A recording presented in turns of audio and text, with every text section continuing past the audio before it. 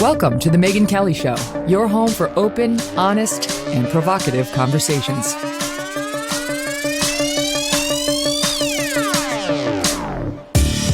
Hey everyone, I'm Megyn Kelly. Welcome to the Megyn Kelly Show. We have three great guests for you today. In just a bit, I'm going to be joined by Bethany Mandel. She is an editor at Ricochet, a mom of five, and a favorite of mine at calling out COVID, BS, and hypocrisy. I'm also going to be joined in just a bit by gun rights advocate John Lott Jr.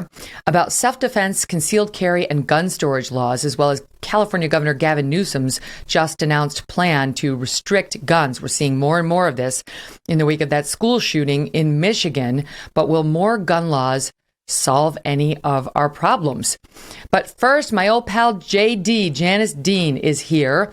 Over the weekend, reports emerged that newly fired CNN anchor Chris Cuomo didn't just go after the women who had been accusing his brother Andrew Cuomo of sexually harassment. He was none too happy with Janice Dean, who was very vocal about Andrew Cuomo's failings when it came to elderly people in the nursing homes of New York State, like her two in-laws. And while I call her, Janice Dean, the weather machine, or Janice Newman, weather woman, he apparently calls her that Fox weather bitch. Such a charmer, JD. He's such a charmer. But I saw it over the weekend. I'm not surprised, but it is the continuation of a pattern of just bullying, narcissism, and honestly, like attacks on women at every turn. Mm-hmm. Should I get business cards made? Weather bitch? Yes. Oh, let's get t-shirts. Weather bitch. I'm going to get a t-shirt that reads, I'm with weather bitch. I'm not surprised. You and I have had discussions about this for the last almost 2 years, right? At the very beginning, when I started to speak up about Sean's parents and how they died tragically in nursing homes, and how we found out that there were over 9,000 infected patients put into those nursing homes by the governor, Andrew Cuomo, and then how he covered up the numbers at least by 50% to sell his $5.2 million book. I got an email from someone that knows the family very well that said, you need to watch your back. And they were being very honest about that these are vindictive people. If anyone dares to go against them, they're going to do whatever they can to silence them. So I wasn't surprised. And over the last year and a half, this isn't the first time that they've tried to demean me or my family. Rich as a Party, which is Cuomo's main henchman that is still acting as his publicist, he went after my sister-in-law, Donna, on Twitter and told her to get a life after she was trying to find answers as to why her parents died. They also called us a death cult because we wanted to find out why the governor and his administration were treating seniors so badly by essentially, putting COVID and like wildfire through dry brush. That's what the governor actually said. Putting infected patients into nursing homes was going to spread like wildfire. He said that before he did it. So it doesn't surprise me that we're starting to find out they were actively trying to smear me like they were trying to do with the sexual harassment victims. Mm-hmm. Well, that's all we know right now is what Chris Cuomo said. We haven't found out what Andrew Cuomo said. I'm sure it made Chris's comments look completely G-rated. But I want to talk to you because you and I haven't yet had the chance to talk about Chris Cuomo. I mean, you've been coming on the show since its launch. First, just to talk about what Andrew Cuomo had done with your in-laws and so many 15,000 other seniors in New York State, his stupid book tour, using state employees to write the book and so on. And then it evolved to where Cuomo got fired, Andrew Cuomo got fired. And now we see the brother fired. And the whole story really has come full circle for you. But I was at an event last week, JD, and I was giving a speech or talking to some people, and they asked me about this. And I, why did he deserve to get fired? Your thoughts? And I was like, 100% he deserved to get fired. And the reason is, and I want to get your reaction, it's not good what he did, violating the ethics of journalism by helping his brother, using his post to help a sitting politician who happened to be his brother. But it's about so much more than that. To me, it's about the repeated, consistent breaking of trust with his audience. And why did he do it over and over, the repeated breaking of trust? He did it because of his narcissism. because of his sense of entitlement. I was just thinking about it going back. Let's go back to, because you and I have talked about all this. Let's go back to when the COVID story broke. Okay, let's just start there because we could go back further. And the testing, something you raised questions about at the time and thereafter. To me, that's exhibit A in the story of Chris Cuomo's narcissism in the course of this pandemic. So what happened with the testing? He got VIP COVID tests before nursing homes could ever get them. So in the early stages of the pandemic, when the tests were, no one could get them, including nursing homes. They could not test incoming patients to see if they had COVID. They were prohibited to do that.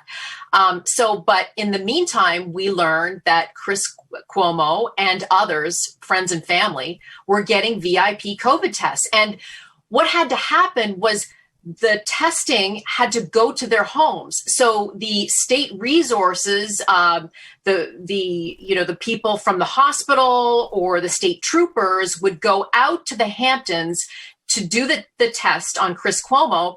And then they would have to drive upstate a couple of hours to get that test done. So they were already abusing these tests for friends and family when it could have been used elsewhere to actually save lives of people like my in-laws. So that's the beginning of how we're seeing that state resources were abused. And by the way, that's against the law. Not only Chris Cuomo, but Chris Cuomo's sister and Chris Cuomo's brother-in-law, who was Kenneth Cole, the designer of the shoes, Kenneth Cole. So he was also getting these VIP COVID tests, and state judges here in New York State, which, by the way, I filed a complaint against.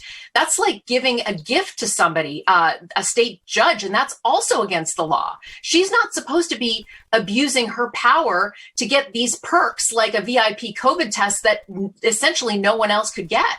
Yep. Right. So, and by the way, he's our age. You, Chris Cuomo, and I are all the same age. We're all 51. And he had no business getting those tests. He didn't need a test more than the senior citizens who were dying and really needed to know whether they had it in those nursing homes. But he was more important. And that's the theme you see with this guy at every turn, right? He gets diagnosed with COVID ultimately while he's covering this story. He walks out and about in the Hamptons outside, right? And this is before, listen, I will say right now, my God, we know a lot more about the disease, and it doesn't transmit effectively outside. I don't know of any cases that have been identified as having occurred outside. But at the beginning of the pandemic, we did not know that.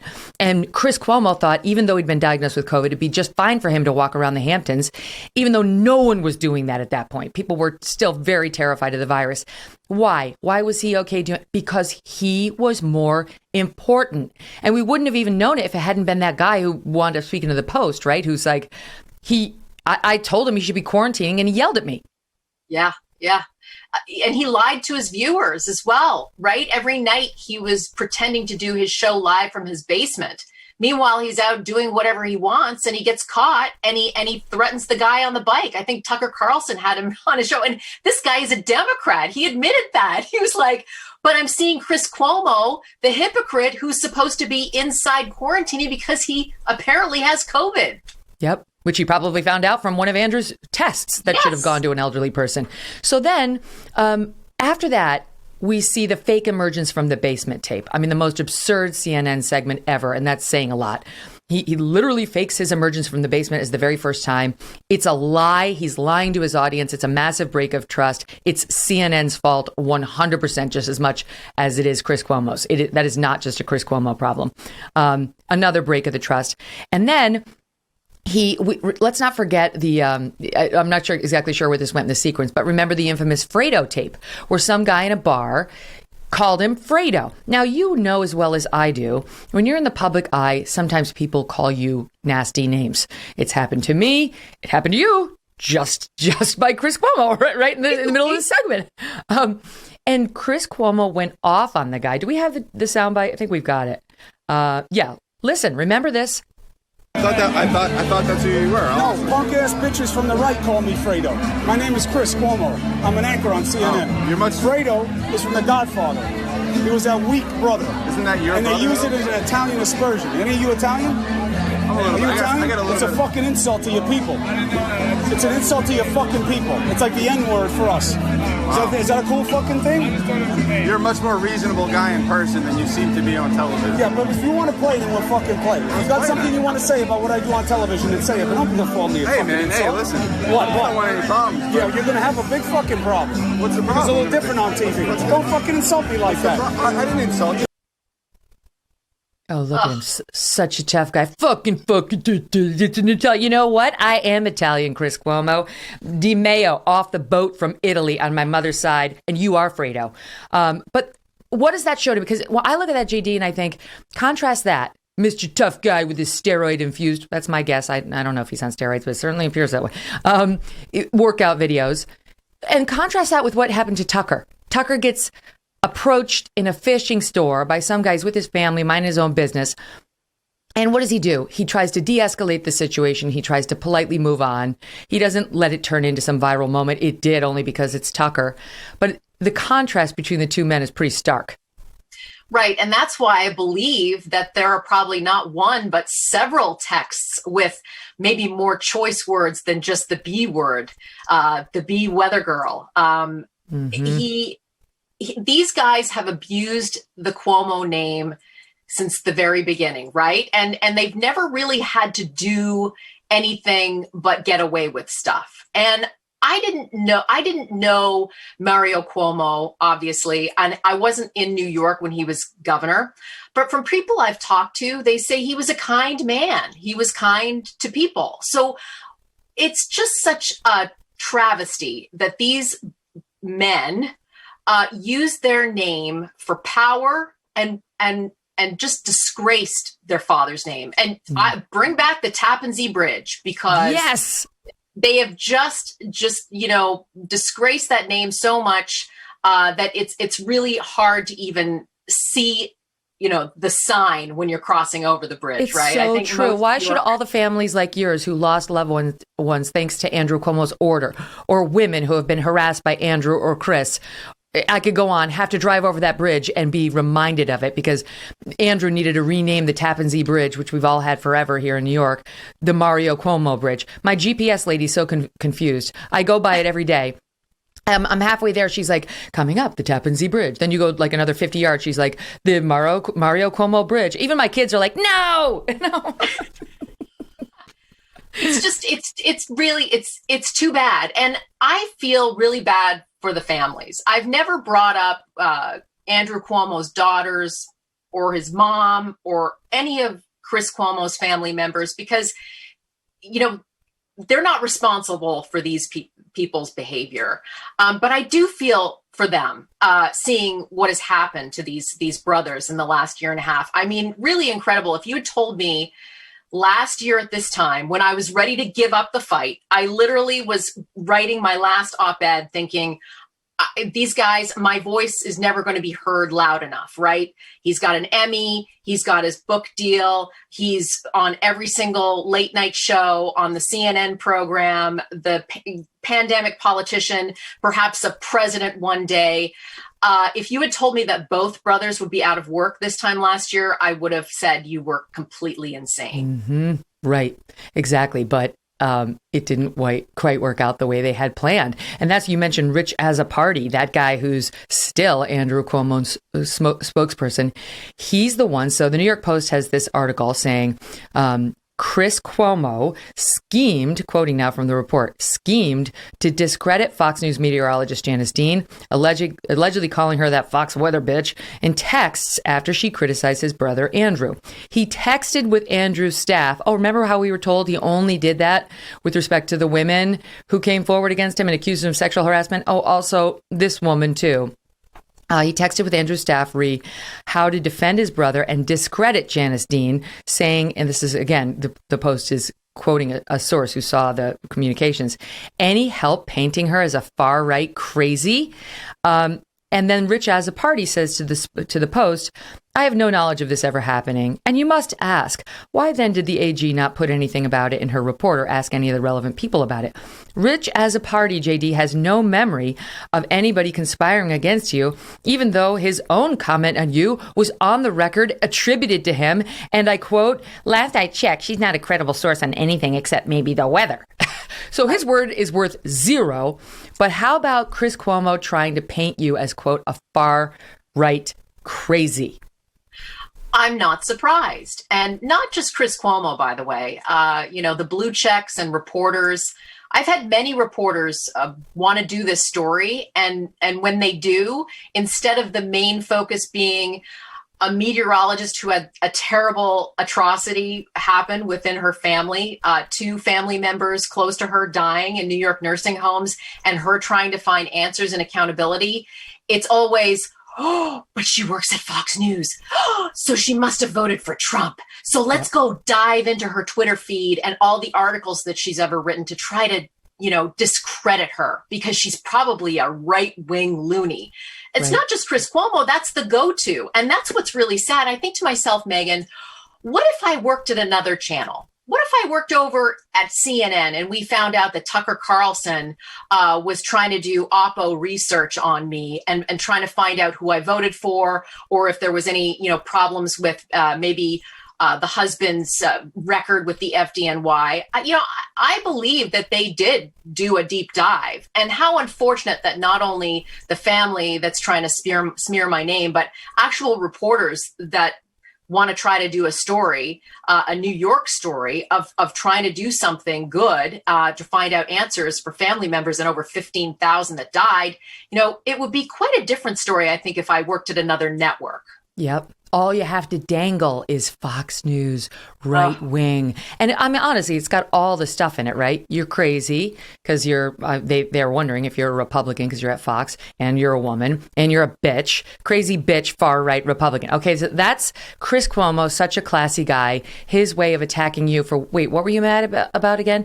Oh, wait, your dead in-laws. Sean's parents dead.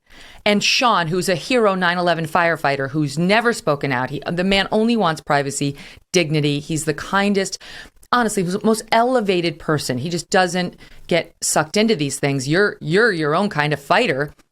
But how dare they? How dare they? You're speaking out for your husband for at the loss of your son's grandparents, both of them in a month's time. And their response, this is who the Cuomos are, is to look at you and say, bitch, far right wing crazy. Let's discredit her. I mean, it's disgusting. So, but to me, it's a pattern. You see how Andrew Cuomo treated the women on his staff. Chris Cuomo, we had Shelly Ross on the show, and I know you saw her piece in the New York Times, and I know you listened to that show. Janice was texting me during it.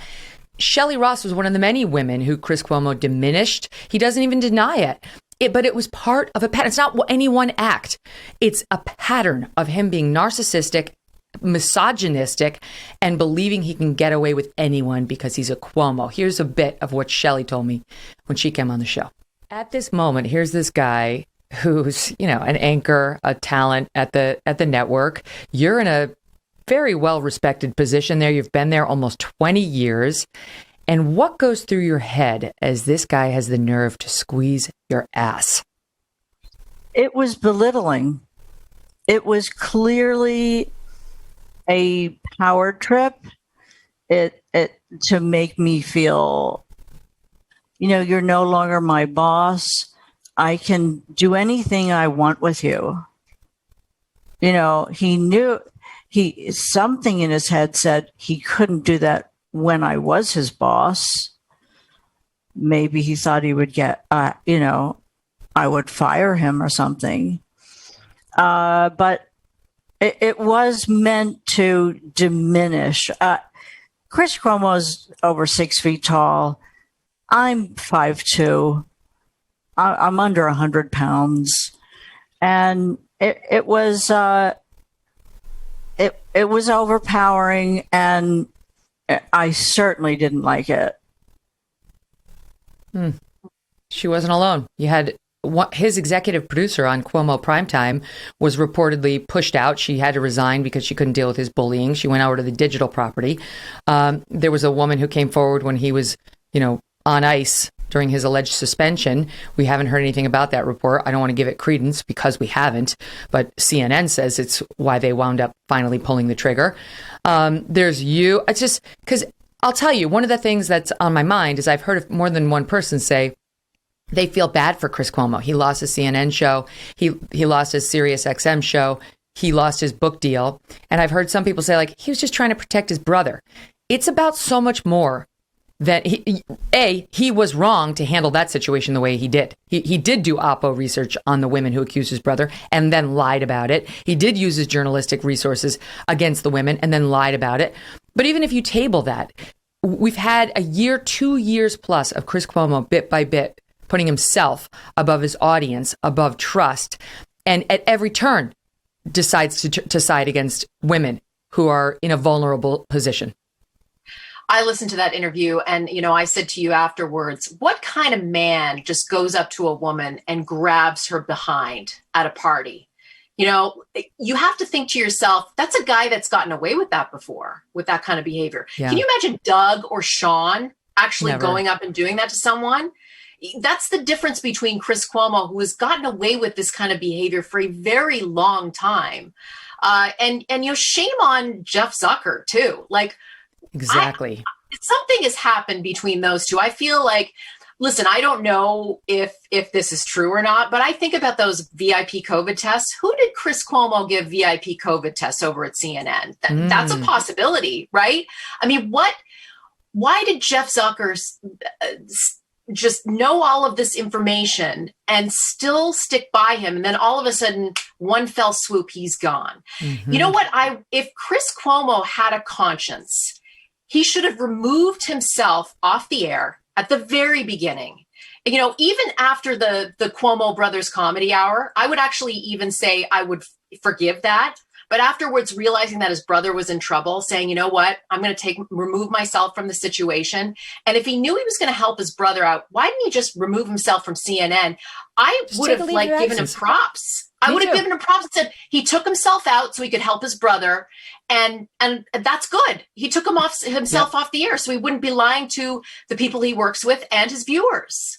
And instead, he did the Cuomo Brothers show and then had the nerve to lie about that, too, saying that, well, it was all in good fun, and it wasn't a dereliction of duty because there was no scandal at that time, which is false. He was on the air with him March, April, May, or was April, May, June, and the nursing home scandal broke in May. The order had been given earlier. There was reporting on it. He just chose to ignore it. Well, if it wasn't for the Cuomo Brothers Comedy Hour, I wouldn't have gotten upset, and I probably wouldn't have gone on television. So I'm grateful for their hypocrisy and narcissistic clown behavior and CNN for letting them get away with it, because I saw them with that big cotton swab when nursing homes couldn't get them, joking around. Who's their mother's favorite son? Who has the greatest meatballs? The love gov. And I thought to myself, oh my gosh, if I don't go out and say something, who's going to? They're going to get away with this. And shame on Jeff Zucker for allowing them to do that. Yeah. CNN allowed it. Same as so did CNN. Everybody else, though, Megyn, right? Because I tweeted that night, like, what kind of behavior is this? And then Anna Navarro was like, oh, it's two brothers with levity. We all need a little levity. I mean, while body bags are being piled up outside of nursing homes, these guys are joking around, and all the celebrities and everyone gave them a pass because it's two brothers and they love each other. We need a laugh. It's so gross. Right. No, CNN allowed that interview to go forward, understanding that they had a policy against it in place for many, many years, which was a good policy. Don't let him interview his brother. It's going to make us all look bad. So they allowed it to happen. They allowed him to not challenge the brother on anything, but just to lionize him. They allowed Chris Cuomo to do his fake emergence from the basement when they knew it wasn't true, to let him lie to his audience. And there's no question that they knew he was coordinating with the governor's staff, because it was in the New York Times. The New York Times did a big write-up about the two of them during the Cuomo brothers show, which the left loved, and it explicitly said he was talking to the governor's aides, that he dealt with the governor's aides and helped his brother out. Jeff Zucker didn't read that article at the time, so I don't buy for 1 second that he was shocked by what Chris Cuomo did. That's for Cuomo and Zucker to work out in the context of this battle. My only point is that he didn't deserve that post. He had sacrificed trust. He was all about himself. So they can argue about whether he gets his final payout or not. I have no, dog in that hunt. But this guy was allowed for far too long to be on the air, misrepresenting to his audience. And I will say, JD, there's a poll out today, Economist YouGov poll. 2/3 of Americans agree with his firing. 2/3 of Americans, 65% say they agree. Only 12% said, I don't think it was the right move. The rest are unsure. Even among people for whom CNN is their primary news source, 49% of people agree with the firing. Just 23% disagree, 27% unsure. And the vast, vast majority said they would have made the same decision to let him go. So once again, you have the last laugh. Wait, before you go, I do have to ask you, because there's awful weather news today and over the weekend, and I've been following your reporting on it. Can you put into perspective what happened this past week in Kentucky and Tennessee and these states where now the death toll is over, they believe, 80 people? It's something that happens. There are two seasons when it comes to severe weather. There's the springtime outbreaks that can happen. It really has to do with the fact that you've got leftover air masses, a cold air mass from winter, and then turning into the springtime. And then there's a secondary season, the fall into the winter. And we've had abnormally warm temperatures across the East Coast. So the similar setup was there. And these tornadoes struck populated neighborhoods, and they were at night, which is when you don't want tornadoes to strike. Unfortunately, these types of situations happen. And I know that there's been a lot of reporting like, oh, well, this is climate change. Actually, when you look at it, we have had a deficit of tornadoes for the past couple of years. We are down from what we typically see over the last couple of years in terms of tornado reports. And December tornadoes do happen around the Mid-South. Kentucky, the last time they had a severe weather outbreak this bad was actually, I believe, in the month of December. So they do happen, but the loss of life is tragic, and it hit areas that were working. The Amazon factory, the candle factory, because it's Christmas time, so people were in their place of business, and these tornadoes struck, and maybe people didn't have enough time. There was warnings. National Weather Service does a great job, but unfortunately, Megyn, it's not like a hurricane where you have several days of lead up time. You don't have a lot of lead up time with these tornadoes. We did have a bullseye of where we thought the severe weather was going to happen. But unfortunately, we can't pinpoint the exact areas, and December tornadoes, unfortunately, do happen. These will be historic because of the loss of life and the fact that this one tornado lasted over 200 miles. It's tragic. It's awful. I will say this: when weather disasters strike, any disaster, is you see the best in humanity.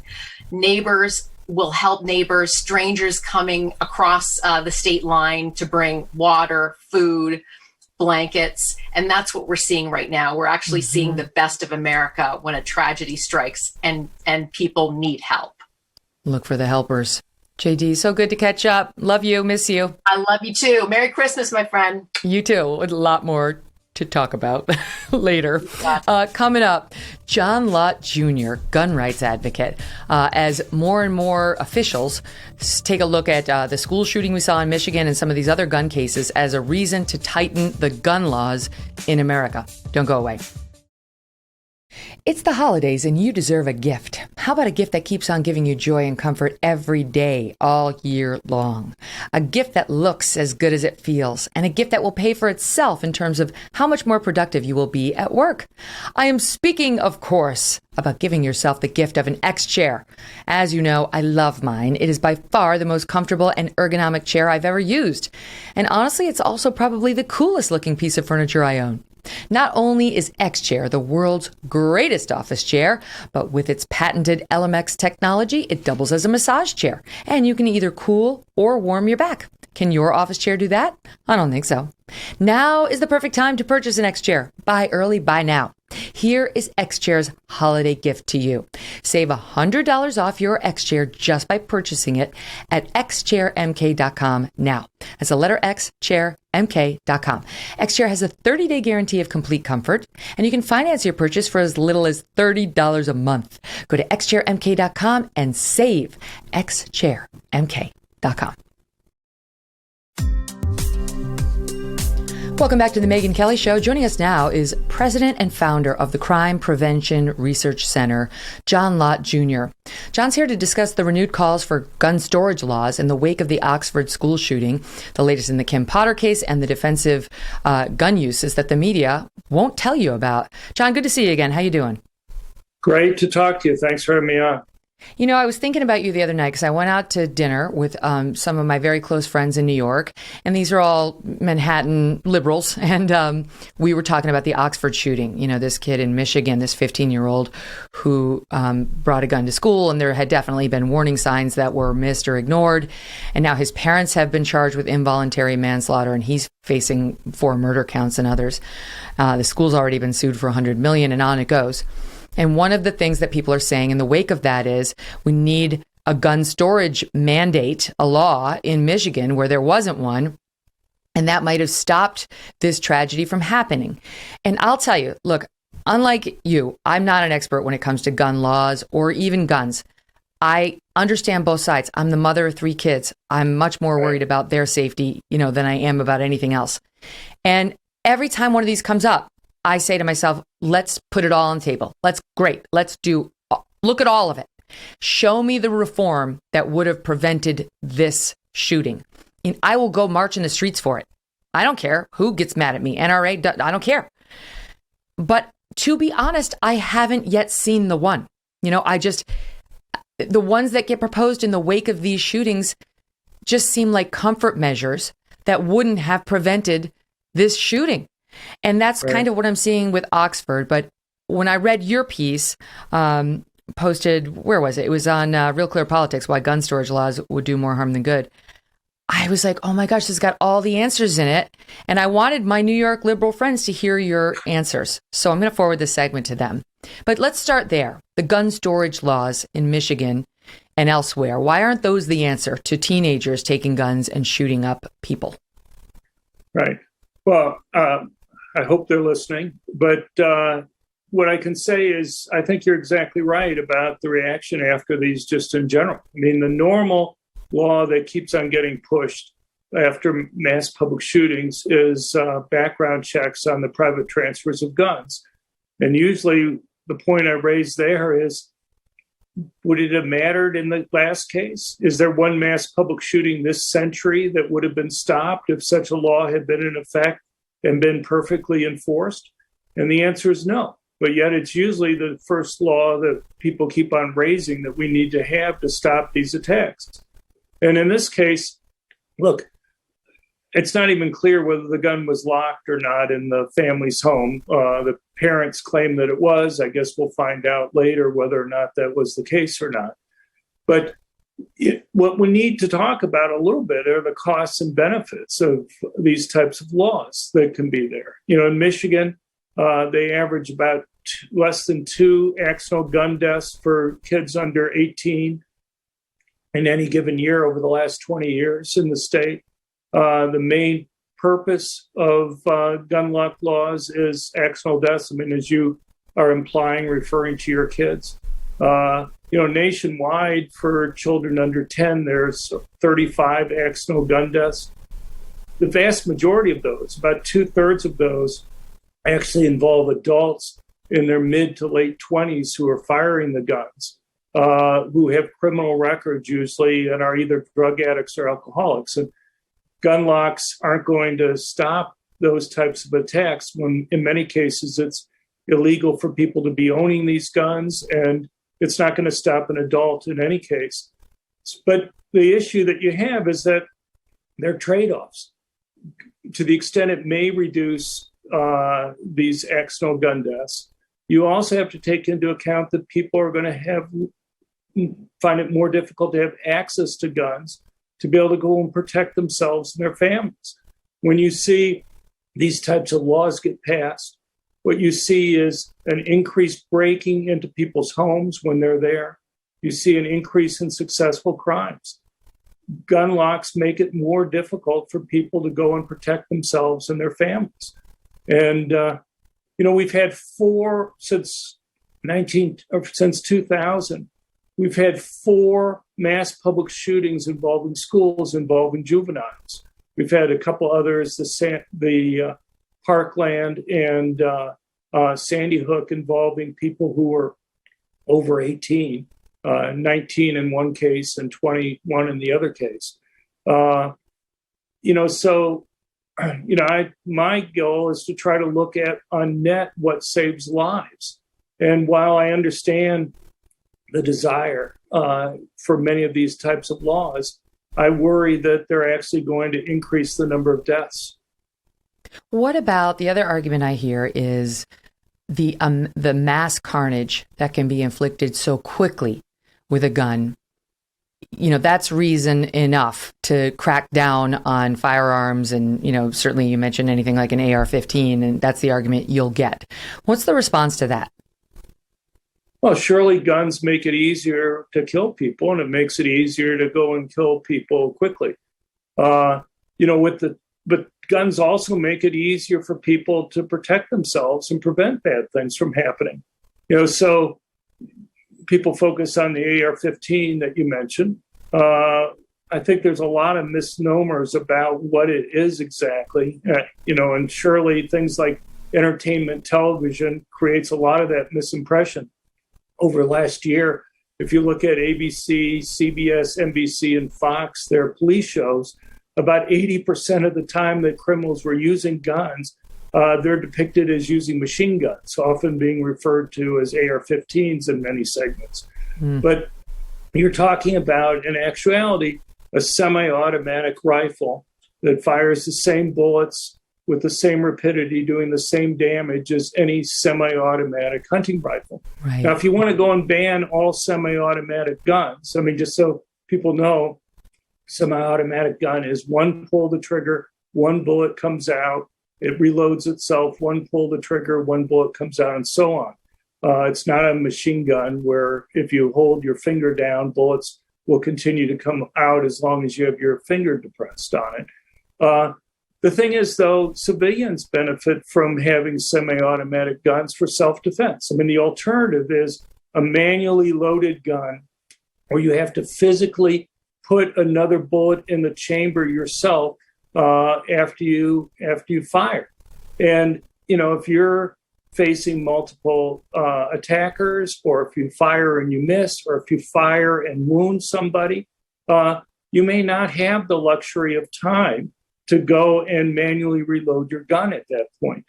And so, you have to go and take into account, how often people use guns defensively at the same time there. And unfortunately, a lot of the discussion there doesn't weigh both the costs and benefits of these things. Well, and one of the things I was saying to my friends is, even if you somehow got a Congress and a president who wanted to ban any semi-automatic weapon, right? A handgun, AR-15s, all of them, right? That's what they wanted to do, which is not what we've done before. You couldn't. You tell me, John, what the numbers are, but the last time I looked at it, there was like there were more guns in America than there are people. It was like 330 million. And I don't know how many of those are semi-automatic, but there are hundreds of millions. Like there's no way of getting rid of semi-automatic weapons in America. It's just not going to happen. Right. It's just a guess how many guns people have in the United States. It depends upon what rate you assume guns depreciate. And there's issues about surveys and whether people honestly say whether they own guns in the home. But you're exactly right. We probably have hundreds of millions of guns that are there. And the vast majority of guns owned in the United States are semi-automatic guns. There are reasons why people have semi-automatic guns for self-defense. And there's reason why hunters have semi-automatic guns. So, you're right. At least it would be logically consistent if we would talk about banning all semi-automatic guns rather than just picking certain guns based on how they look. I mean, they often use the term military style. The key word there is style. Some people like to have guns that look like military guns, but they're not guns. They refer to them as weapons of war and stuff. But these aren't the types of guns that are used by militaries around the world. They use this is John. This to me, this is the same thing as we did at the airports after 9/11. Where we're still taking off our shoes. Why? Not because there's been bombs in the shoe. It's because since that one guy. It's because we want to make ourselves feel like we're doing something on after a tragedy that is unspeakable. And you can ban AR-15s. It's not going to change anything. It's not going to change anything. I mean, I really do think, okay, maybe if you banned all semi-automatic guns in America, maybe, but that's not possible. It's not going to happen. And by the way, that's what they have in England, right? In Europe, you can't have a gun, even if you're a cop in London. Those bobbies walking around, they're not armed. So they stab each other. And even here in America, we just saw some guy mow down a bunch of grandmothers and children with a truck. That's not to say guns can't kill people quickly, but there are many ways for a deranged murderer to take out victims. And right. Yeah, go ahead. No, I mean, I agree with you completely. Look, gun bans have been tried in parts of the United States. Chicago and Washington, D.C. tried to ban all handguns. It's been tried in many different countries. If you look at any place that's tried to ban all guns or all handguns, every single time murder rates have gone up. You'd think out of randomness, once or twice, murder rates would go down or at least stay the same. If you think guns on net are bad, then surely the solution would be, let's just get rid of all guns, or at least all semi-automatic guns or all handguns.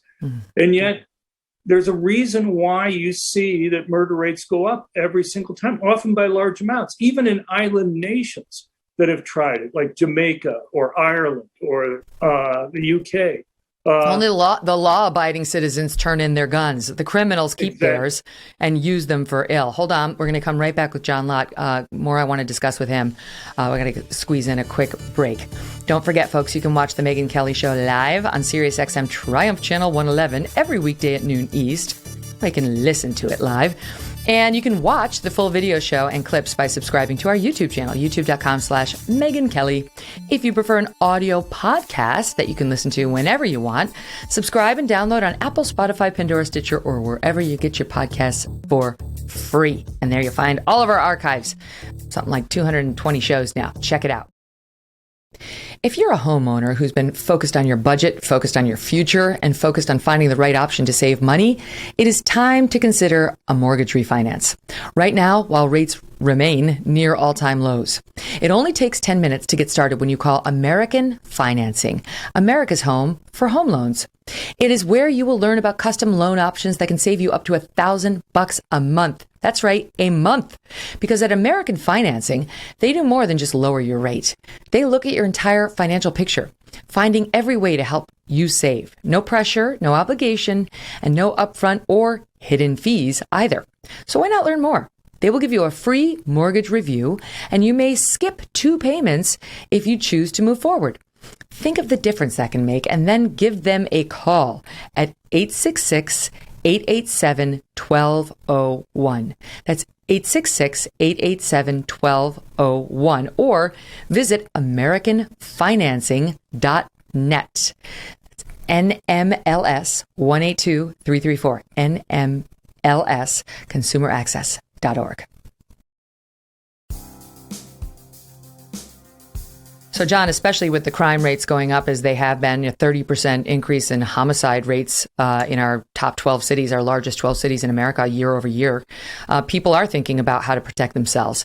And many people have had to use a gun in the past year or two to prevent crime. I think it's fascinating that you say, in the same way the media takes one bad cop killing of an unarmed black man, and we do see this, and they put it, this is my editorializing, and they put it on loop to try to make us believe that, this is a problem that happens every day in America. And it's not. Out of 10 million arrests, you've got between 13 and 18 men who are unarmed and shot by police, and unarmed is questionable in these cases. But that's it. Let's call it 15 out of 10 million arrests. But the media leads people to believe it's much more. And you make the point that the same is true when it comes to bad use, for lack of a better term, of guns by criminals versus good use of a gun by people who are saving innocent others. Can you speak to that? Sure. What makes something newsworthy doesn't always reflect reality. So earlier this year, through January through August, I looked at the top 5 largest newspapers in the United States for news coverage. They had between them about 2,600 and some news stories about gun crimes. By contrast, between the 5 of them, New York Times, LA Times, Washington Post, USA Today, the Wall Street Journal, they had a total of 10 defensive gun use stories. And many of those were very unusual cases where something went wrong with the defensive gun use. Overall, for the first 9 months of the year, we found about 1,000 news stories across the country about defensive gun uses. But one thing that was interesting is that most of those involved cases where the attacker was killed in the defensive gun use. Close behind that, with over 40%, were cases where the attacker was wounded. And only 4% of those involved cases where wounding or brandishings occurred with the gun. And the thing is, those are the exact opposite proportions from what we believe how people use guns defensively. It looks like about 95% of the time that people use guns defensively, they simply brandish it. Woundings are less than 1%, but times where attackers are killed are about 1/8 the rate of woundings. Those numbers we know pretty much for sure. But I understand why the media covers that to some extent. If you're editor of a news bureau and you have 2 stories, in one case, there's a dead body on the ground. In another case, let's say a woman's brandished a gun, the would-be attackers run away, no shots are fired, nobody hurt, you're not even sure what crime would have been committed. I think any of us as news editors would pick the first story as being more newsworthy than the second. But as far as policy is concerned, we care about both of those cases, or at least we should. Yeah. And they just don't get one quick thing on the police things. We've actually gone through and looked at police shootings. When a white officer shoots a black suspect, news reports will almost always mention the race of both the officer and the suspect. When a black officer shoots a black suspect, the race of only the suspect will be mentioned in the news stories. Wow. When a black officer shoots a white suspect, the race of neither will be mentioned in the news stories. Wow. I'm not surprised. Meantime, 92% of violent crime has nothing to do with guns. It's not a panacea, even if we could get out every gun out of the country, as Gavin Newsom would like to do. He's now saying he's going to follow the Texas abortion law and do the same with guns. This was a risk that people had on the right side of the country had raised, where you basically outlaw it despite the constitutional right and then create sort of a private right of enforcement. And it might be a way to end around the Constitution. Do you think that will help California with its skyrocketing homicide and crime rates? Look, I think there's an easy reason to explain why crime's gone up over the last year and a half or so. And that is we've had police officers being ordered to stand down, police budgets being cut. We've had large numbers of inmates in places like Los Angeles. It's something like 2/3 of the inmates have been released from jails in the county there. Across the country, you have many places where over half of the inmates have been released from jails and prisons. And you have prosecutors in many urban areas from Los Angeles to Philadelphia to Boston and Chicago, which are refusing to prosecute even violent criminals. You just had a case a few weeks ago in Chicago where you had 2 drug gangs fighting against each other in broad daylight. It was caught on high definition video. Police were there as witnesses. One person was killed. Several people were seriously wounded. And yet the initial statement from the district attorney was this was mutually agreed to combat. Right. And so that they weren't going to prosecute anybody involved. Later on, they said they just didn't have sufficient evidence. So, right. Even though the cops were there. So you've got 2/3 of the prisoners being let out in certain places. You've got soft on defendant crime laws that don't like bail anymore. So instead you just get a go roam the community free card, and then they want to take away your guns if you want to defend yourself. You can see why people are getting a little concerned. John, such a pleasure. Thank you for the facts and the data. We appreciate it. Joining me next is Bethany Mandel. She's an editor at Ricochet. She's one of my favorite advocates for kids on Twitter, and she's got the latest on the COVID madness. Don't miss Bethany. Safe Rings is a small, family-owned business whose owners are also firefighters, landscapers, warehouse managers, teachers, and homemakers. And they have been selling silicone wedding rings online since 2005. Safe Rings are non-conductive, hypoallergenic, heat-resistant, and designed to stretch and eventually break prior to damaging your fingers. Smart. Remember the Jimmy Fallon situation with his ring and the avulsion injury that was caused by a metal wedding ring when he slipped and fell in his kitchen? He almost lost his finger. He told me that personally. Safe Rings is the only company in the industry who manufactures 100% of their rings right here in the US of A. Designed for people who can't wear a traditional wedding ring, but still want to be able to show their commitment without risking their safety.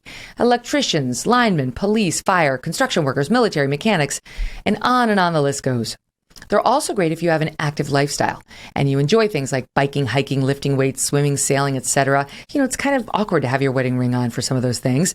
And this allows you to still wear a symbol of your commitment without the risk of losing or damaging your expensive wedding ring or your finger.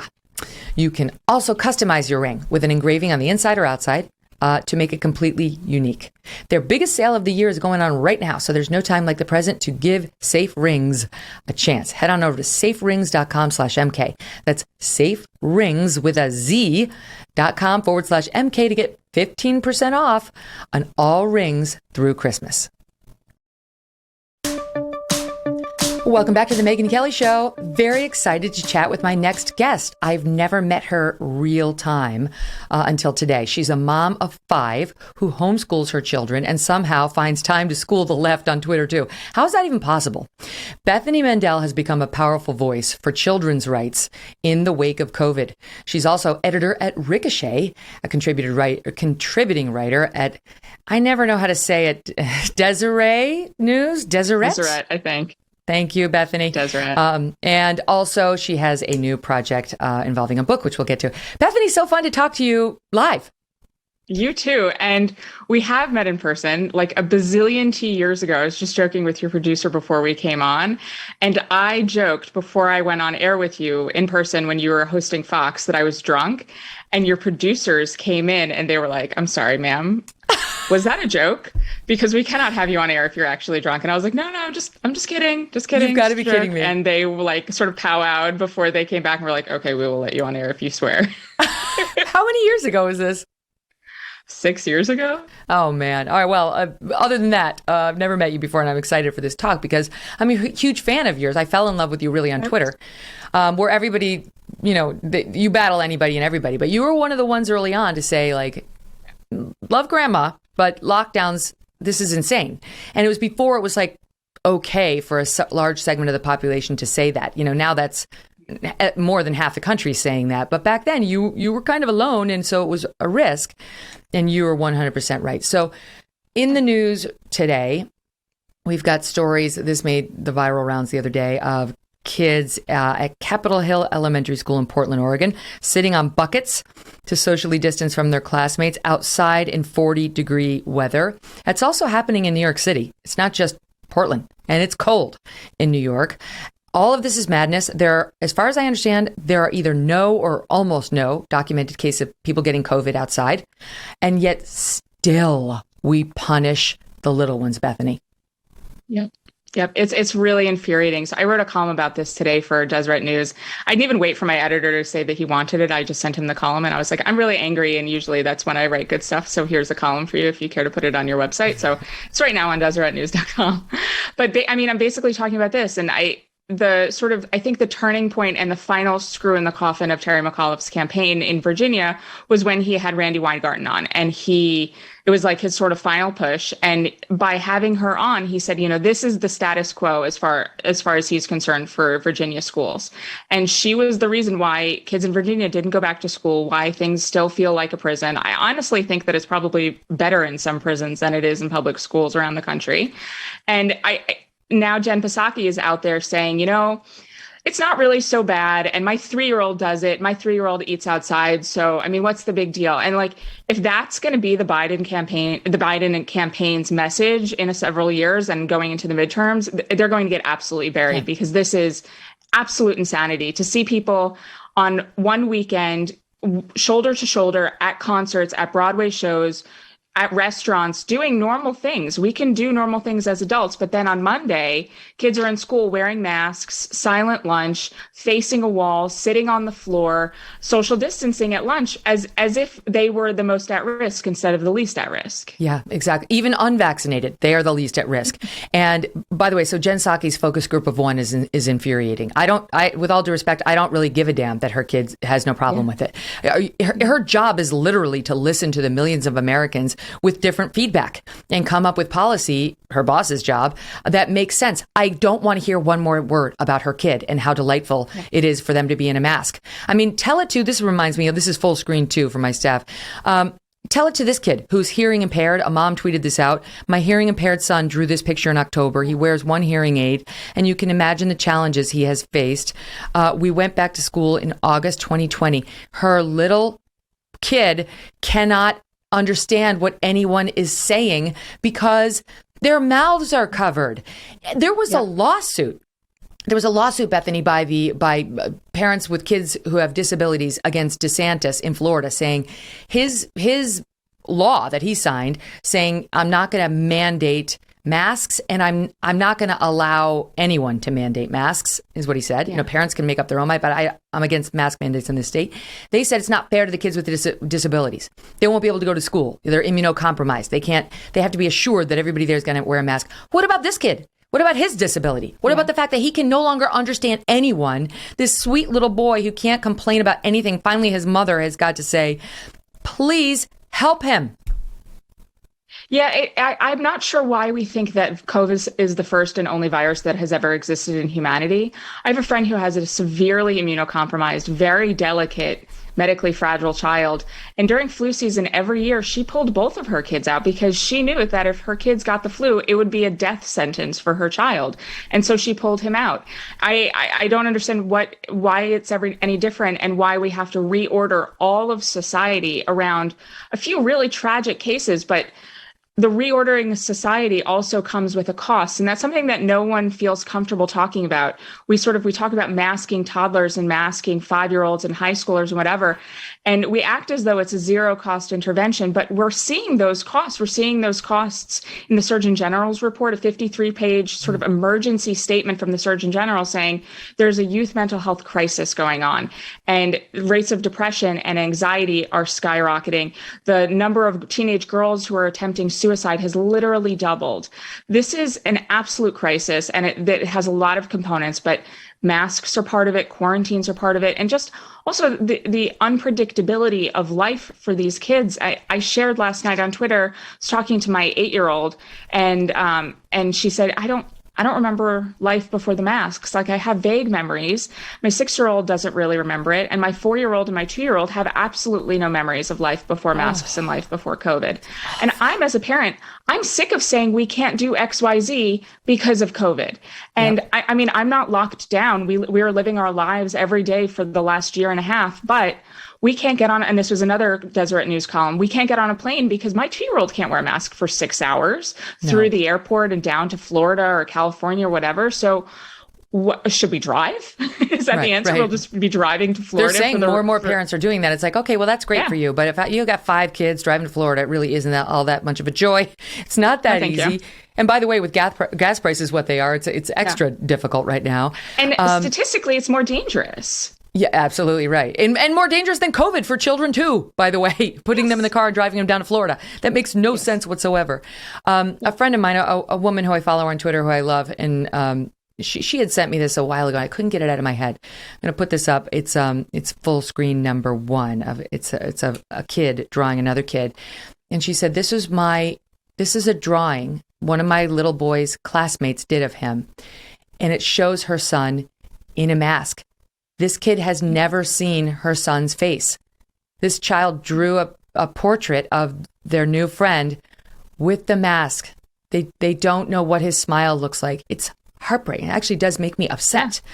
It's deeply wrong and immoral. Yeah. And I have to tell you, Bethany, like, I'm a little tired of people, and I love Rand Paul, but I'm tired of people being like, resist. It's like, don't you understand? Like, they have to go to school. I know, I appreciate moms who homeschool. For me, I can't. I have a job. I need to do that. And also, I want stability. I just pulled them from the New York City schools because of the crazy CRT stuff. Now I'm going to pull them again. Like, they need stability. I just want reason. I don't want to have to pull them. I want reason to be restored. Yep. And that's the thing that gets me to people. Last night, one of my favorite people on this issue, Rory Cooper, he's a parent of 3 kids out of Fairfax. And he posted a video of a concert, wall to wall, no masks, no distancing, people shoulder to shoulder, literally probably thousands of people. And he said, my 11-year-old has to eat lunch. My vaccinated 11-year-old has to eat lunch silently. My 9-year-old has been going to, school in a mask this whole time. And my 6-year-old has never experienced a normal school setting. And it's infuriating. And the people that were responding to him were like, fight, Rory, fight. And I'm like, what would you like him to do? I texted him. I was like, Rory, why don't you fight? Why didn't you think about that? We are powerless as parents. And it's a really enraging feeling and a really heartbreaking feeling, knowing that my children's childhood is just slipping away and there's nothing we can do about it. It's not like how CRT. I kind of get it out. It's not like CRT or crazy trans ideology or the inappropriate sexual lessons on, kink at school. Mm-hmm. That we can fight. That we can show up at the school board meeting. We can yell at people. And we can argue about the COVID mask policies and the mandatory vaccines and all that. But the truth is, with that stuff, our kid will not be allowed to show up and go to class unless we comply. There was a woman at our school who was her son was 16. He'd been at the school since pre-K. And he had until November 1st to get his vaccine or get kicked out. They didn't care that he'd been there since he was a babe. Get him the vaccine or he's out. If I try to send my kids or any of us who are at these mask mandatory schools without their masks, they wouldn't make it past the foyer. Mm-hmm. Yeah. And to what end? And this is something that I think a lot of people without children don't understand. For a lot of people, it probably feels like the pandemic is over. But for those of us with kids, even kids, I homeschool. Even for my homeschool kids, it's heartbreaking and infuriating because it's not just schools that are affected. It's the planes that I talked about, but it's also, there was a heartbreaking tweet from a parent in Chicago. His 3-year-old special needs kid was kicked out of a science museum over the weekend in Chicago because they couldn't comply with the mask mandate. So it's literally everywhere that we might have wanted to send our kids. And all of those places that survived, by the way, the pandemic, one of our favorite places, like one of those, like the Gymboree places that was like a really just bedrock of normalcy for my kids, they went out of business because not enough people were going. And so they went out of business. And so we're sort of watching every aspect of our kids' lives sort of disappear. And as parents, we sort of have to decide what our line is. And so over the spring and fall, we had kids in a local soccer league here in like outside of DC, and they required the 4-year-olds to wear masks outside. And we said, no, that is our line in the sand. We will not mask our children outside. And then they made it, masks optional. And so we allowed our kids, but then the whole season, especially for my oldest, all of her friends were asking her, where's your mask? Where's your mask? And my 8-year-old was like, I don't have a mask. I'm not sure what you're talking about. It's normal not to have a mask. That's normal. What we want to do is what's normal and expected and has been accepted by society since the dawn of time. What they want is not 2 weeks to stop the spread. They want more lies to keep these masks on us forever. And to all the people out there who say, well, the difference between these people at the sports arenas and the concerts and, at anything run by any Democratic governor who don't have their face masks on while they keep our kids with the face masks on is vaccines. The adults have the vaccines. That's not true either. In our schools, in LA, in all these schools that are requiring vaccines as mandates, those are already the most uptight schools when it comes to COVID, mostly based on politics. And they're specifically saying the masks will stay on. The CDC said that as its recommendation. The masks stay on your kid, even after he's vaccinated. So screw you, because he's not going to die of COVID. The odds are overwhelmingly against a child getting COVID and then dying from it. If your child has comorbidities, he may be in a different situation. You already know that. So he's not at great risk of hospitalization or death. He's already going to catch COVID, even if he's vaccinated, the odds are, right? Look at what's happened with Delta and now Omicron or whatever, however you pronounce it. So so what is it preventing? What is it? It's just, and it's not a get out of mask free card. So screw you. I'm not doing it. If those are the stakes for which we're playing and we don't know the long-term effects of the vaccine, where is my incentive? Yeah. And what sort of makes me really reticent, and I say this as someone who has written pro-vaccine pieces for literally every single major newspaper in the country over the course of my entire writing career. The difference is when the FDA panel met and discussed boosters for healthy adults, they voted against it. And you know what the CDC did? They did it anyway. And they didn't meet to talk about boosters for 16 and 17-year-olds. They just did it because they knew that the panel was going to say no because of the risk of myocarditis. And the risk of myocarditis, the FDA never took seriously. I was sort of going to the Wayback Machine into June when all of the data started rolling in, there's actually seems to be a heart risk that's associated, especially with the second dose. And they waited weeks to meet. And then they finally had a date on Juneteenth. And then the federal government very last minute made Juneteenth a federal holiday. And so what did they do? They were like, okay, for this holiday that literally was just put on the calendar yesterday, we're going to have to move this meeting.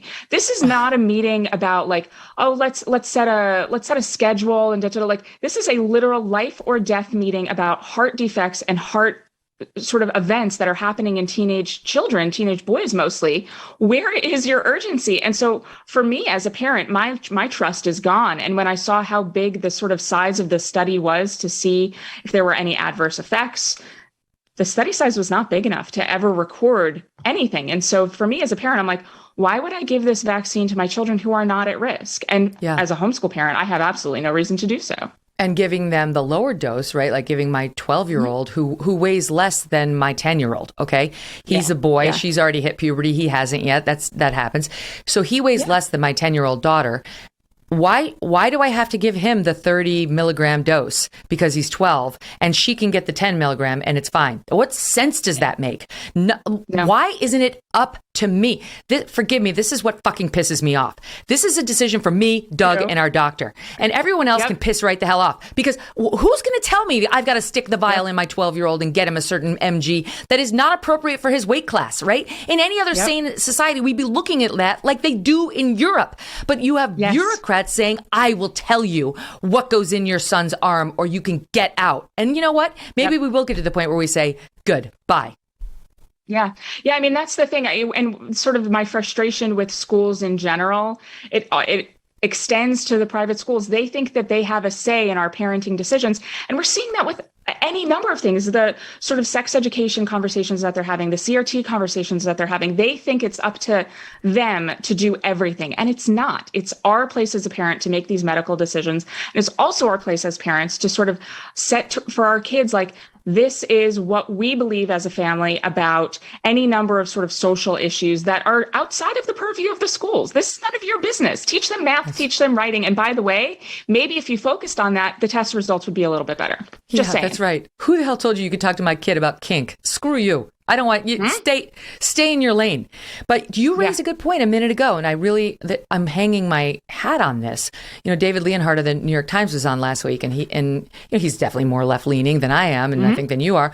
But I said, what's it going to take for your people to listen to reason? Right, your leftist people. Right. And he said elections.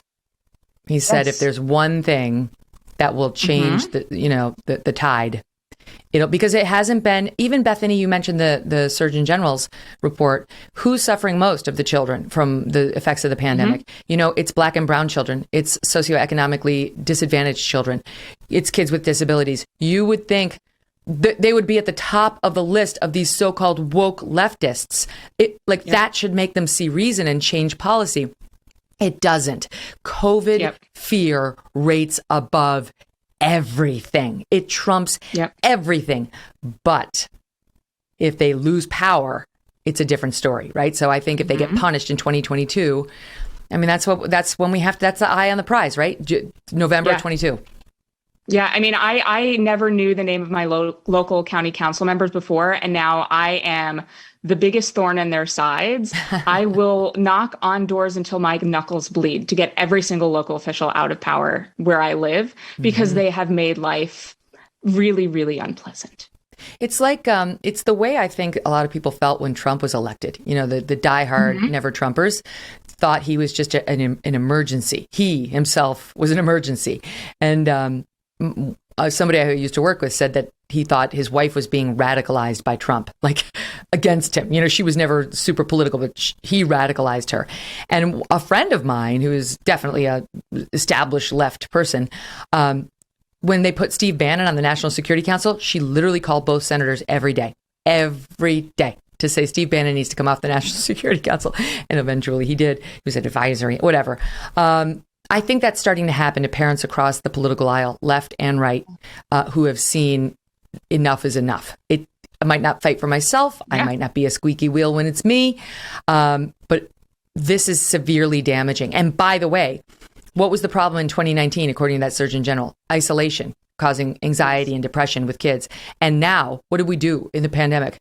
Created further isolation. The iPhones, what the iPhone did in creating disease in our children when it comes to anxiety and depression and loneliness and isolation, the pandemic restrictions only exacerbated, right? It's like they took that disease and it multiplied tenfold. And we're still looking around saying, get your child vaccinated. That's the solution to everything. Yeah. Remember at the pediatrician when they used to ask you how much screen time your kids got? I haven't gotten that question in 2 years. Good point. That's exactly right. And now more and more are going remotely again. And these teachers in Michigan who are like, we need Fridays off for our mental health. Get to work. Here too. Yep, in New York? They're doing it here too. There's in DC, and they're saying, we're so burned out. I live in Montgomery County, Maryland. They're saying we're so burned out. Student behavior is so bad that we're just going to have to take a couple of days off. Do you not see the link between instability and ripping school away from kids with absolutely no notice and their behavior? Your actions have directly contributed to the problem that you're now facing. And this is sort of a generational societal problem. Instead of addressing problems head on, they've decided to cop out and to say, we quit, or we'd like less time in the classrooms, or we want to keep the masks on, because I feel like they like the masks on kids because it makes them more subdued, because they can't express their emotions as much. And so it sort of like puts them into their shell a little bit.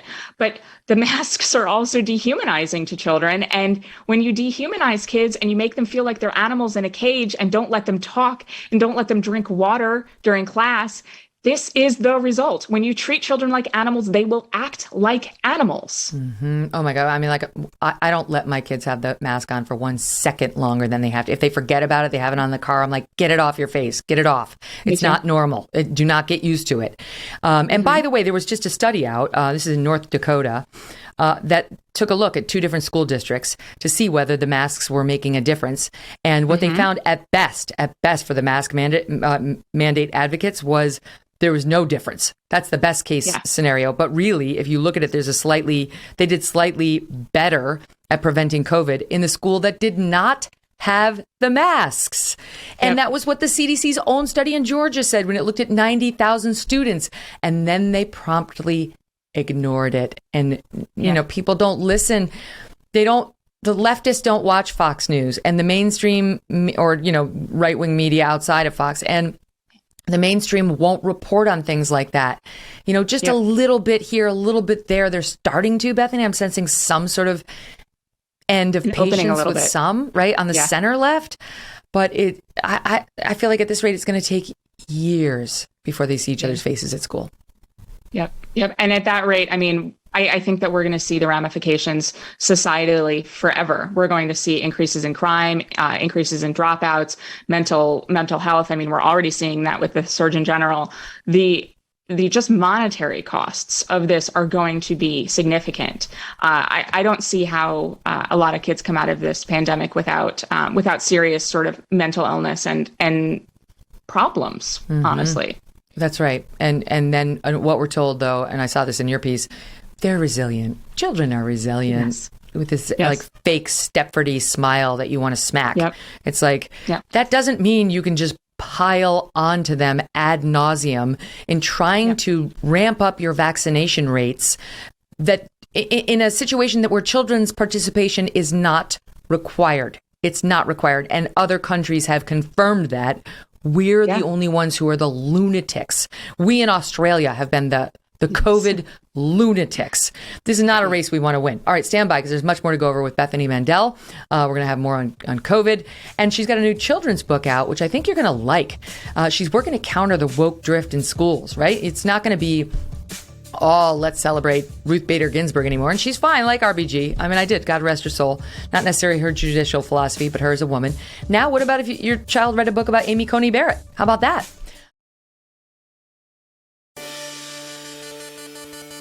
So, Bethany, how do you do it? How do you raise 5 children and homeschool them and still work outside the home, write columns and so on, and write a book and on it goes? How?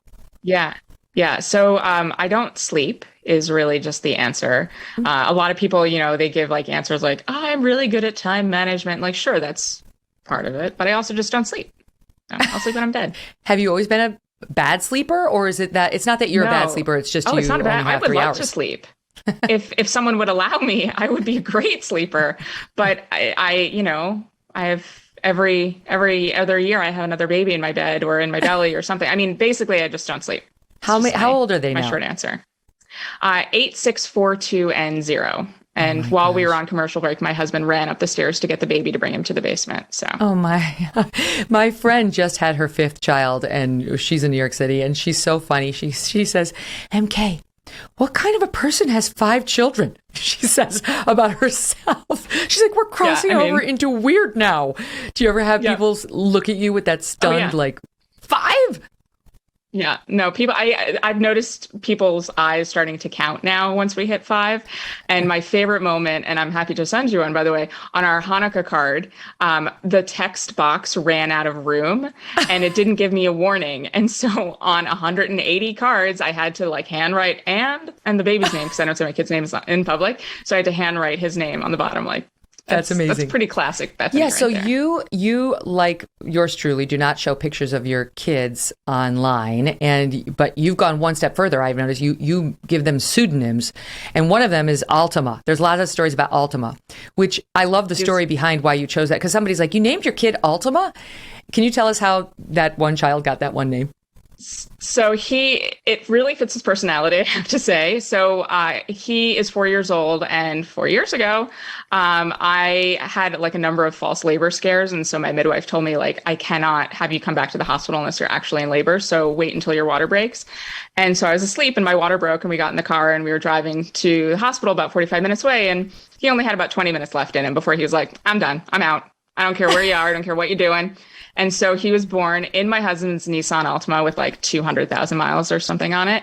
And he pulled over into a gravel parking lot of an auto body shop off the highway in New Jersey. And that's where he was born, covered in gravel. And that's like who he is to this day. I'm like, oh yeah, that's the one that was born on the side of the highway in New Jersey. That is amazing. So how do you make it work, homeschooling for all 5 different ages? Are you in a network with other homeschooling parents? Yeah, so my oldest 2 are officially homeschooling, and then my other 2 younger ones, my 4 and 2-year-old, are in like an in-home preschool for a couple days a week, and that's when we bang out a lot of school. And a lot of our homeschooling is just reading out loud and reading to them, and so it's not like a big heavy lift. Like we were done with school today in 2 hours, and then like this is how I'm spending my afternoon with my children hiding in my basement. Yeah. Well, this is not in any way to compare you to the Duggar family, but I did go out there and do an interview with the Duggars, and there are like 19 children. And what I noticed when I was there was the older ones really take care of the younger ones. Like when you have a lot of children, you really have no choice but to make the older ones help you out.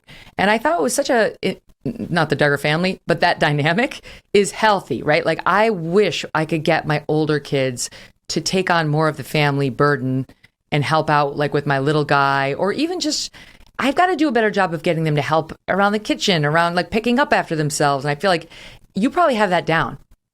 No, not at all. You should see my house. There was a profile of me in Deseret News, and the reporter, who's a friend of mine now, mentions like 6 times how messy my house is.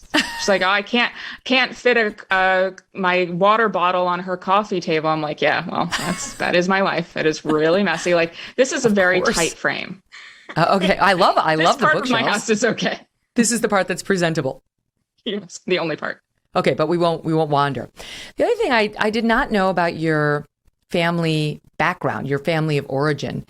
And whenever I hear that somebody lost both of their parents at a young age, as you did, I wonder, like, if they're doing well, if they're thriving in the world as you are, how they did that, right? Because it's so important to have parents who are involved, who are loving, at least one. So your mom died when you were in high school, and your dad not that long after. Yep. 2.5 years after, maybe 3 years after. I think a lot of it was because of sort of how my mom raised me, and my mom raised me to not dwell and not get bogged down in it, because we knew that my mom was not going to survive high school for me. And so she sort of gave me a lot of life skills. Like she had me paying the bills when I was in high school and middle school. She had me doing a lot of stuff so that when I eventually was on my own and we knew it was going to be way too early, I was able to sort of live life in that way. And so it was a lot of like my mom's sort of coping mechanisms was like to not dwell, to not submerge myself, and to not define myself by victimhood, and to just sort of plow on and to fake it until you make it. There's something to be said for like, I'm really, really freaking miserable, but I am just going to get out of bed and I'm going to get dressed and I'm going to do these things and I'm going to find one thing to look forward to. And eventually sort of faking it until you make it, you don't have to fake it anymore. You're just making it. That's so true. So the reason you were on your own after she died is your dad was not in your life. He wasn't in the picture. Mm-hmm. Yeah. I had a very fractured relationship with my dad. So I didn't see him from when I was 7 to 17 or 18, and he died when I was 19, and he committed suicide. So that was like a whole other sort of, when someone makes that choice to do that, there's like a whole other set of baggage that you have to sort of deal with. And so I was basically on my own at 16. No brothers or sisters, just you? No, which is why I have 5 kids. It's a direct result. Yeah, of course. That's absolutely linked. And so were you really on your own when your mom passed? Like it was just you trying to figure out life as a, 16-year-old? Yeah, I mean, I had one really amazing cousin who let me sleep in her like loft in her 1-bedroom, like sort of on Gold Street in Lower Manhattan. Like she let me sleep in her loft, and she brought me to Target and bought me stuff for college. Like she really stepped in without resources of her own because she knew that no one else was going to do it. And so she did it. And my mom's ex-husband was sort of another person that was there for me in really critical moments. And so they like really pitched in, and I could not have survived my childhood without the two of them. But yeah, I mean, in a lot of ways I was on my own, but I can't sort of ignore the fact that they stepped in, and they weren't the obvious choices. Like I still had grandparents when my mother died, and they didn't step up. I had my mom's sister actually stole most of my inheritance, and like that was unfortunate. Well, this is, one of the things I like about you on Twitter is and in your columns too, is you really aren't pro-victimhood. You know how the whole society is pro-victimhood now? You recognize when somebody's been hurt. You're not one of these people who's like, get over it. No, rape. No, you're fine. You're not that person at all. But you're not leaning into victimhood. And now hearing your backstory, it's even more impressive because you could absolutely be that person. How is what's happening in our society, how does it make you react, having, been through all you just discussed? Yeah, I mean, I think it's really important to me as a parent. I'm so grateful that my children will never, God willing, have any of the experiences that I had. I sort of look at my kids at like 8 and 6. I'm like, oh, my life was very different when I was your age. But I don't resent them for it. And I don't sort of throw it in their faces like, well, when I was your age, I was walking uphill both ways. Like I don't think that's healthy either. But I really want to sort of give them coping mechanisms without sort of the anvil that was hanging over my head, because I do want them to be able to cope. I do want them to have coping mechanisms, and a lot of that we get through literature and through books, because I'm very grateful they don't have the real world experiences of hardship. Now, I know that you're Jewish. You write about it online, but your dad was the one who was Jewish, and your mom was Catholic, and so he wasn't around that often. So how did that happen? How did you connect with the faith? So it was kind of weird. So my mom, I was like a very rebellious child. And so my mom brought me to Catholic church, and I was like, this doesn't feel right. This is weird. And also, like, I was told that Jesus was the Son of God, and I had accidentally walked in on one of my parents, my father, with his girlfriend, and sort of, I don't think God did that. That was my 7-year-old take. I was like, that is disgusting. And that is not holy. So I don't think that's what happened. And so my mom was sort of explaining to me Judaism, and they're like, well, they don't believe in Jesus. I'm like, well, that's good, because I thought that thing that happened was gross. So that no Jesus thing is a plus in my column. That's what got you? What? That's what got you? That's so funny. No, it's ridiculous. It gets even more ridiculous. And then my mom was like, they're people of the book. And I was like, well, I love books. Books are like my favorite thing to do. And she said, oh, and your favorite soup that I make, matzo ball soup, that's also Jewish. And I was like, done, sold. No fornication. No, there's matzo ball soup, and there's tons of books. That's like my dream religion. That's what I am. And so, stubborn person that I am, I was like, I am Jewish for now and forevermore. And so wow. Here we are. Poor Seth. He probably was raised more traditionally and was like, you've misunderstood the whole thing, your husband. Yeah. No, I mean, he understood what he was getting into. He was like, this is a whole ball of weird, but Seth is weird too. There's a reason why. So Tots and tots is what his grandmother used to say. What's his actual title at the Washington Examiner? Executive? What's his title? Executive editor of the magazine. Okay, great. So he's sort of immersed in more conservative media.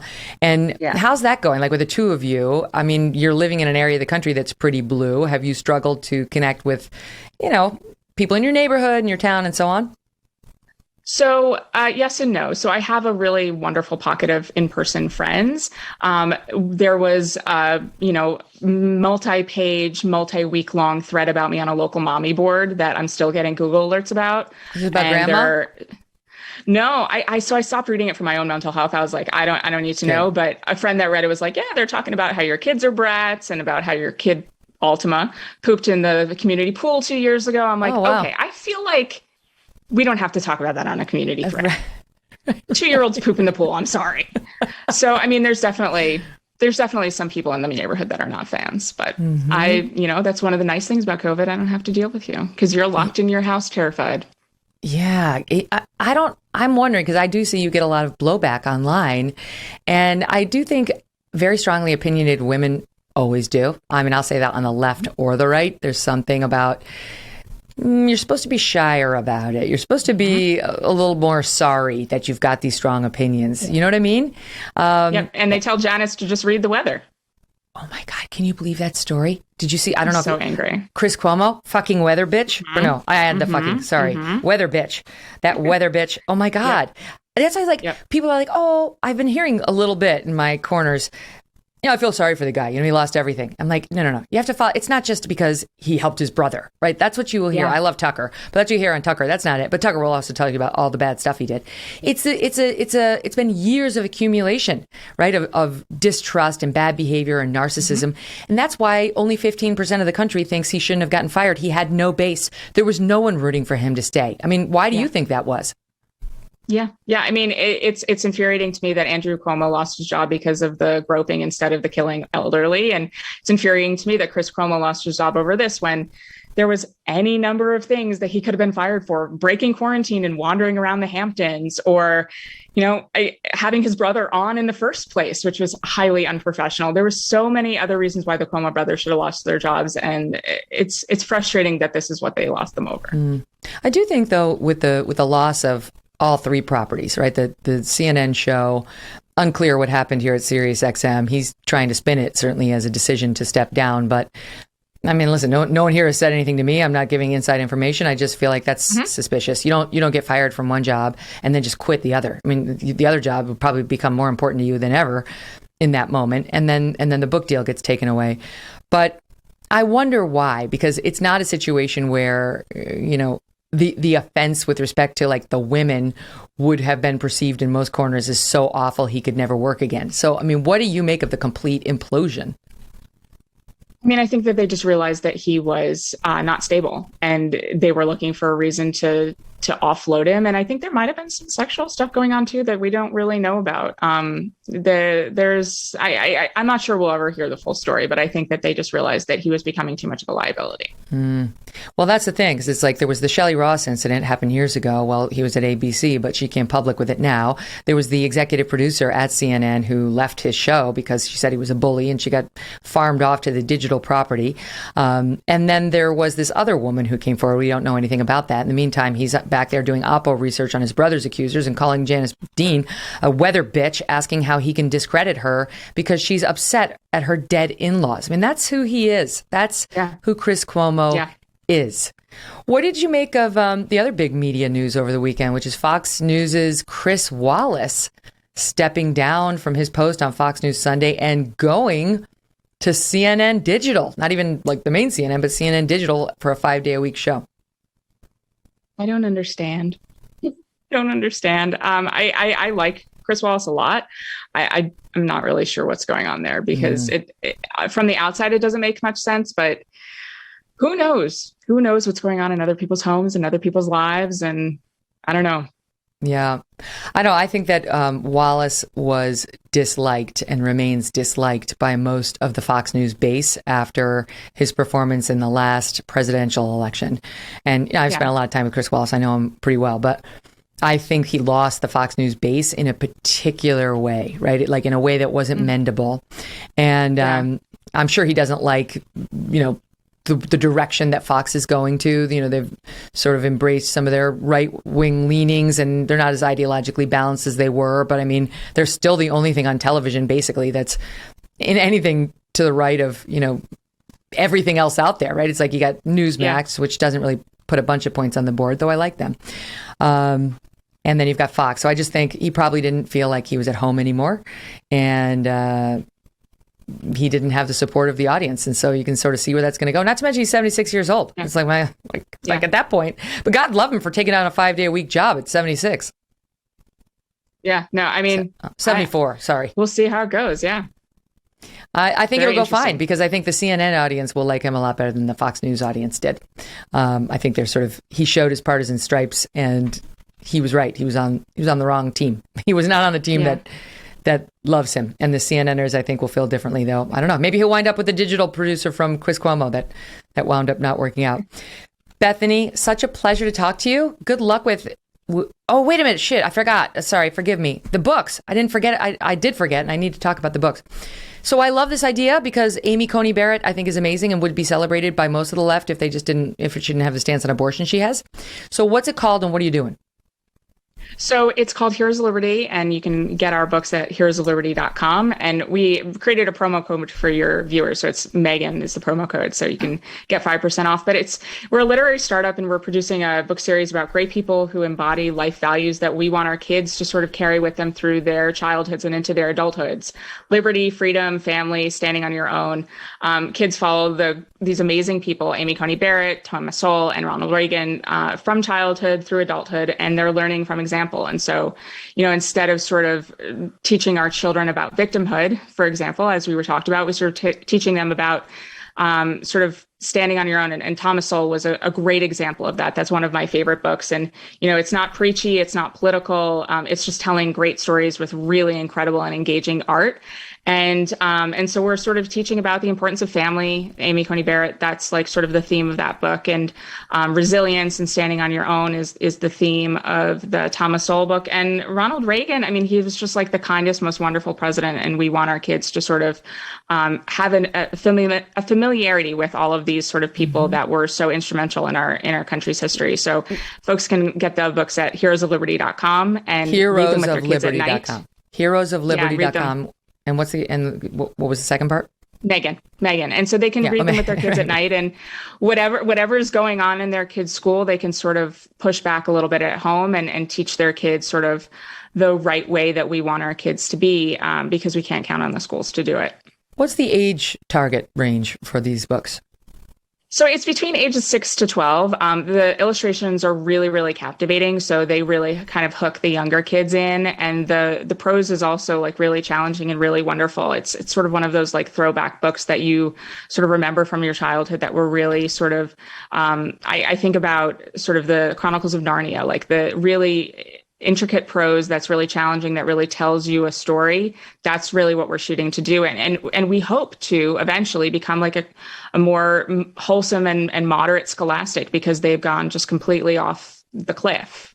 Ideologically. I love this. It's hard to find those books. I mean, I always post pictures from my local bookstore on the Upper West Side, and it's like all RBG, crazy. AOC, Fauci, Michelle Obama. I mean, in no world would there ever be a Thomas Sowell, ever. Yeah, exactly. So it's wonderful to have the first one. This as an option.